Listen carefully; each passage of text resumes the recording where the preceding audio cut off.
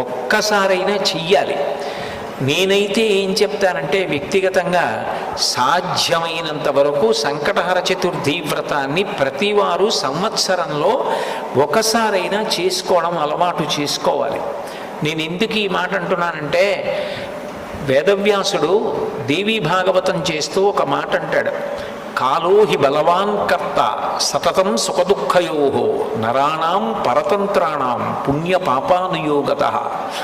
భగవంతుడు మనకొక సుఖాన్ని ఇస్తే మన పుణ్యాన్ని అడ్డుపెట్టిస్తాడు, మనకి దుఃఖాన్ని ఇస్తే మనం చేసిన పాపాన్ని అడ్డుపెట్టిస్తాడు. నేను చేసిన పుణ్యమేదో నాకేం తెలుసు, నేను చేసిన పాపమేదో నాకేం తెలుసు, అనుభవంలోకి వచ్చేశాక తెలుస్తుంది.